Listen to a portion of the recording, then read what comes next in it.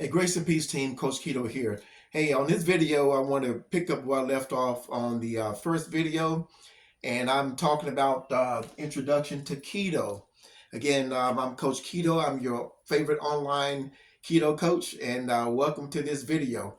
Now, I want to just continue what I was talking about on the pick up where I left off on the last video. I was mentioning to you guys the last time about my mission here.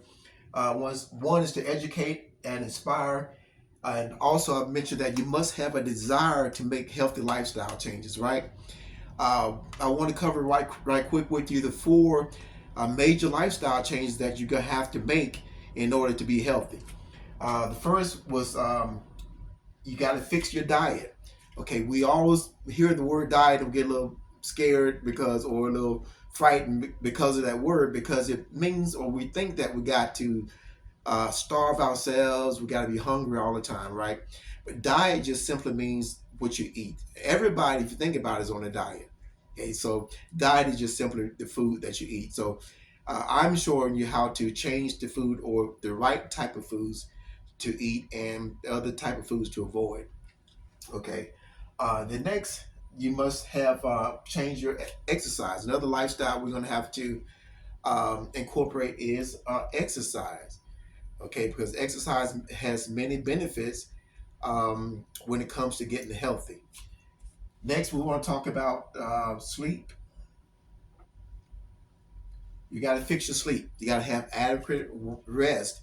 It's very important for us getting healthy. Now, I'm going to go later on as go through these videos in the future. Just expound upon these, But right now, I just want to mention them to you. And the last one we're going to talk about, you got to uh, fix, and that is stress management. Stress management. We all have stress in our lives, right? But the thing is, how do you deal with it? How do you respond to the stress is very important. So I'm going to be showing you some techniques or some strategies to help minimize the stress in your life. Okay. Now let's move on. I want to talk about the ketogenic diet, also called keto. Now, when you hear the word keto just simply means fat burning. Okay, that's all it really means. It's putting your body in a state where you're burning your fat for fuel versus carbohydrates. Okay, and the keto diet is not a fad diet. People hear about keto. Some people think it's a fad diet, but actually it's not. Keto has been around for centuries.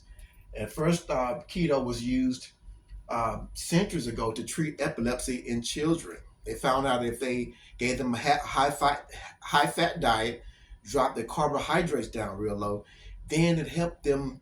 They saw noticeable improvements in the seizure activities, and some was even just cured altogether. Okay, so it was treated centuries ago for kids who had epilepsy. Also, keto is very important, or can be used today for people who have other type of neurological disorders like um, Alzheimer's, dementia, Parkinson's, all those type of neurological ailments that a ketogenic diet can be helpful for as well. Okay. Again, the keto diet is a high fat, very low carbohydrate diet. Okay. It's been around the longest. So the keto, again, it's not a fad diet. It's not a flash in the pan. It's been around the longest, and it has the most evidence and research behind it. Yes, more than the Mediterranean diet, the vegan, all these other diets, vegetarian diets. The ketogenic diet has the most research behind it, and has a lot of evidence based research that shows the effectiveness of the ketogenic diet. Okay, sustainable. The keto diet is sustainable. When I was telling my doctor about I wanted to go on the keto diet, and one of her concerns was, is it sustainable?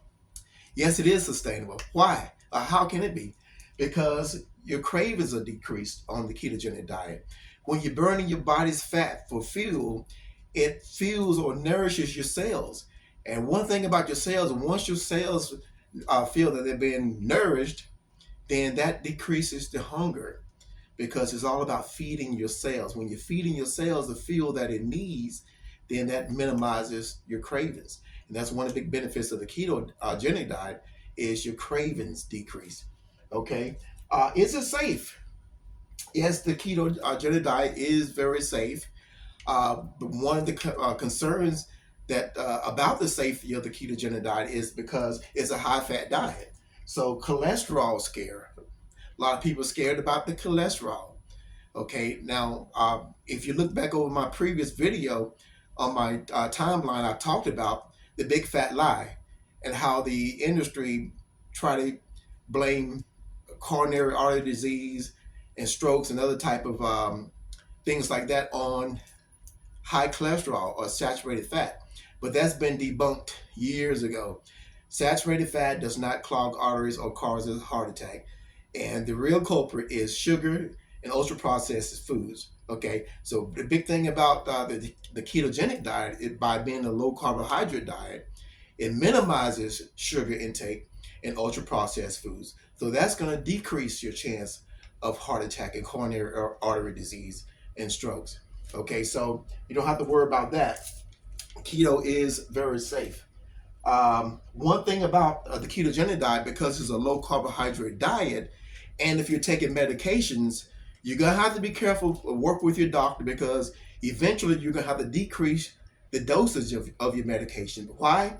Because you're not gonna be eating that many carbs anymore. And a lot of your medications, like your insulin and other type of meds, it is to keep your carbohydrates at bay. Okay, so once you cut your carbs on the low carb diet, like the ketogenic diet, then you have to decrease your medication or the dosage on your meds until eventually you're not going to be needed at all. And that's the ultimate goal, is to get you guys off of medications. Okay, so hey, thanks for this watching. Stay tuned, because in the next video I'm going to be talking about some more benefits of the ketogenic diet, and we're going to go from there. So I appreciate you guys watching, and I'll see you in the next video. Bye.